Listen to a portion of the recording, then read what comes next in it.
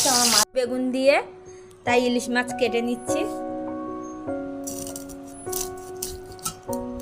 ইলিশ মাছ কাটা হয়ে গেছে, এবার বেগুন কেটে নিচ্ছি আর কাঁচা লঙ্কা আর কালো জিরে দিয়ে আমরা এটা ঝাল করব। দিয়ে দিচ্ছি,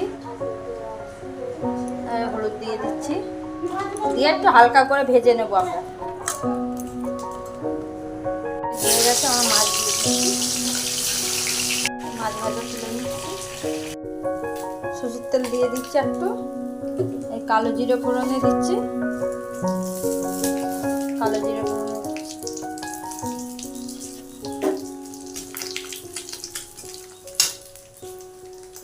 আর বেগুন দিয়ে দিচ্ছি।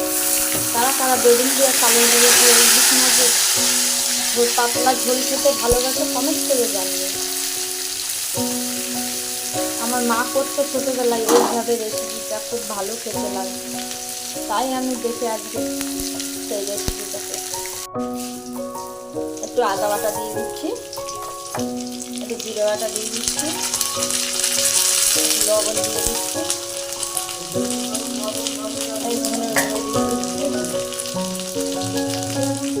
একটু হলুদ দিয়ে দিচ্ছি, লঙ্কা কাঁচা লঙ্কা দিয়ে দিচ্ছি, দিয়ে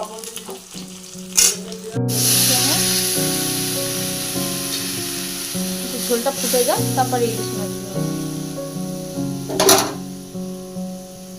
মাছটাও দিয়ে দিচ্ছি।